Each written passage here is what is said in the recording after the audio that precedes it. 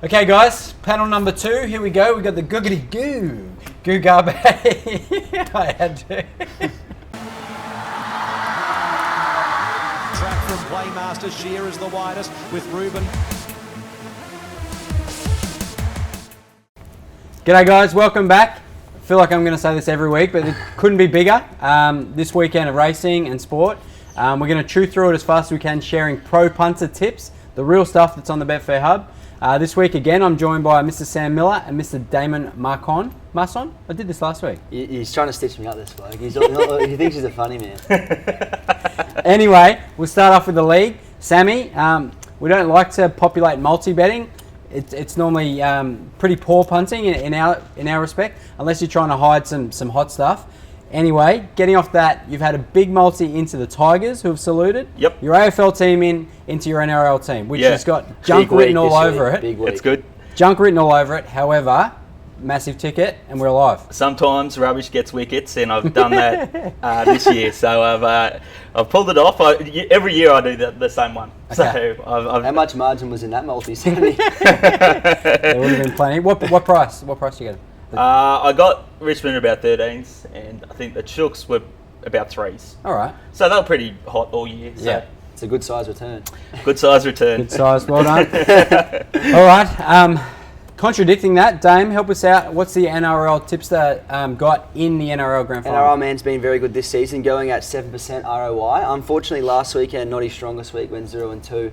I think the South's try at the very death there kind of went against him in the Raiders game. They got a -7.5, but this week he's on the Raiders again, except it's at the plus this week, so +7.5 against Sammy's men, the Chooks. And there's some pretty big against the spread stats with the Raiders this week. I think there's something like 15 and 20 with a head start, 15 of 20 with a head start of 6.5, and 13 from their last 15 in road underdog games. So some pretty damning stats against Sammy's men. Obviously that's with a bit of a head start though, so we'll like to see how that one plays out. Yeah, I'll probably go against him again. To be honest, I could see the Chooks opening it right up first half. Yeah. And consistent with that, we've got some Clive Churchill medalists. What's your best bets there? Best on that one, we've gone with the main man, James Tedesco. So you'll probably get around 5s at the moment if you go for him, and he's just going to be that busy throughout the game. Like, he'll put in a big one, so you'll see him doing everything that he usually does. He always returns the ball well. He'll be loitering around the ruck, swooping wide, and just toiling the whole game. Canberra side, if you're keen on Canberra, then Hodgson's just got to have a big game at hooker, and he will. And I think we've even talked about that. Like, he's got the potential to even win the award, the medal, I should say, in a losing side. A losing team. Yeah. We potted the red hot favourite last week, Dusty, and he got up, so we'll see how that one goes. Yeah. I guess the last thing that we've got in the NRL is our model, of course. Last weekend the model liked Richmond and the line liked Richmond, and they actually covered and did both. And the model this week likes the Raiders, has them priced at $2.52. The market's about $3.30. So everything leading towards the Raiders in the NRL Grand Final. Yep. Could be nice and tight. Little trade options too, I reckon. You could set up a little in-play trading. Or green get book. Get on the phone, try and green it up. Yeah. For the lead. Churchill, or No, to win the game. Yeah, okay, for the game. I feel like Raiders, can score 2 and can give away 2 pretty quickly. Yep. So a bit of darting and moving potentially. Yeah, anyway, definitely. Let's move to the racing. Monster weekend, mainly in Sydney, which we'll give a little love to. You have to. Some great racing there, and also we got the Turnbull in Flemington. So let's start off with. I'm going to start off with the Manifold because we've got some good mail there. Yeah, so I think that's the last actually in Flemington. So we've got TRB and Punting Form have both submitted some assessments on those races. TRB are firing at the moment, so they're about 13% ROI. Hit Bivouac last week, wasn't it? Bivouac, yep. Bivouac, sorry. No, I struggled with that Pardon my last week. Always pronunciation. struggle. No, we've got to edit all these after we say the wrong names of these horses. So they've actually got mine bound on top. At the moment, they've assessed it at 280. It's probably going to start around the 280. Yeah. So what I don't mind is actually cross-referencing Punting Form. Their selection is subpoenaed, and that's also TRB's second selection. And this is going to be around 5s. Okay. So that's probably where I'd be more leaning in that race. All right. And then the Turnbull, what's the thoughts there? Turnbull, For me, I probably won't dig too deep, but Punting Form, like Mr. Quickie, coming down the outside. Yep. So he's put in some massive runs. He's always eye-catching, and I think they feel he's going to do it again in this race. They've also got, looks like, Elvis, who'll be up on pace at a big price. So coming from Queensland, he's running a few country cups. It's a really interesting one in a really tough race. But yeah, he's a big price. Yeah, they're all pretty tough this weekend. No love for Mystic Journey there, Sammy. A few have gone against her, so Yeah, it's whether she'll stay the 2000. I think she probably can. She's going to be short enough. I think that's the problem. Yep.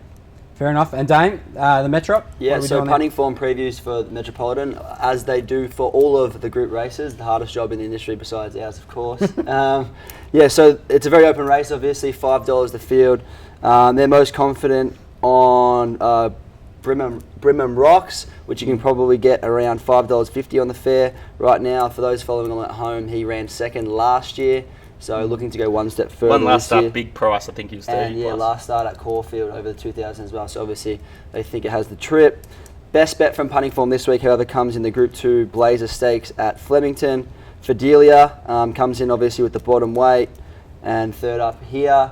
I think they've actually potted the Godolphin product, Saviatano, which we never like to pot Godolphin on the show, but they don't really see much of a challenge from that. So, very confident there. 5 units from the men at Punting Form. It depends. They're going to be coming home. She's a get back horse, so we'll see. Anything else from you, Sammy, on the races? Obviously, the week. Epsom, Tiaka Shark. They're Punting Form and giving him a chance. They potted him first, and they've gone back to him. Pride of New Zealand. So I think that's also dictated by if they're coming home. Dame, we've got a competition this weekend. Can you talk us through? We're trying to get a little action on the YouTube comments.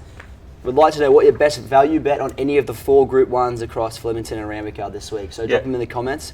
Betfair merch up for grabs for anything that wins. Yeah, value, I think we'd look at $5 plus. But 5 and up, winning a Group 1 race this weekend. Put the comment in. If you get in, if you don't edit your comment, we'll send some merch out. Beautiful. And then moving on from competitions. Now, the Ned's Toolbox, pretty well spoken very about excited here. about the We Ned's do. Toolbox. Very excited. I believe you've built yourself and Nonna a house using the Ned's Toolbox. You're an absolute specialist here, Dame. Now there is an absolute peach of a race for the Toolbox. Peach of a race. It's the Daly Flight Stakes at Randwick, which is race 4, 6-horse field. Obviously, Funster and Probabile are the 2 very short price favourites in that. I think you can get about $1.90 for Funster and $2.15 the other one. So for those that don't know how the Ned's Toolbox works, you select one horse up to $500 stake and select another horse that if that horse finishes second to the other one, you get a refund. There's a hub article on it which is going to explain a lot better than us, and our friends at Bonus Money have gone into detail on it, but nonetheless you will never see a better race, especially in a Group 1 race, to try this on. So we encourage everyone to go onto Ned's, sign up, use the backup, lay it off on Betfair, and you can potentially risk about $50 to make $450. There's all these mathematical terms like expected value that you can go into as well, but long story short, you won't see a better race to use a Ned's Toolbox. They photoed last one, getting over Libertini, so that's why they're so close in the market. They could barely split them last start. So. Beautiful. Yeah. All right, boys. I'm going to change over our panel here. Thank you very much for talking league and talking racing. Good luck on the weekend. No worries. Thanks, mate. G'day, guys. Panel number 2 here. And we've got our Rugby World Cup import, our Kiwi, Mr. Matt Tward. Thank you. Good to be here. And Gugabe. The one-name wonder, like Madonna, Seal, we've got him in. So we're going to get to UFC 243 in a minute. Hang tight, MMA fans. Rugby World Cup, Twardy, our token Kiwi, if you will. That is right. Who's winning Australia and Australia-Uruguay on the weekend? Obviously the line, we know who's winning the game. Yes. Who's winning the line? The line, yeah, that's a contentious one. The analysts, they like the Aussies in that one. Interesting one because Michael Checker again has just shuffled the lineup, so new halves pairing again, back to Nick White and Christian Lealiifano. Jordan Pataya starting on the wing in his debut, so plenty of interest around the Wallabies squad, and Uruguay have put up a good fight in this World Cup, beating Fiji in their first match and then going down to Georgia in their last outing. So I think it'll be tighter than what the line suggests, but the analysts, they like the minus. Beautiful. Uruguay were $90, weren't they, when they beat Fiji? They traded at 90? Yeah, traded at 90. So something absurd. Huge underdogs. Yeah. And then more competitive match, England, half the office being Poms, have a significant interest in this, including the CEO. We've got England taking on Argentina. What's going to happen there? Yeah, massive match. This is kind of England's first real test of the World Cup. So It'll be interesting to see how they perform, but they have been impressive so far and got to rest a lot of their star players in their last outing against the US as well, so they're pretty fresh. The RGs, on the other hand, they went down to France in their opener, so they really need to win this one if they're any chance of moving on to the next stage.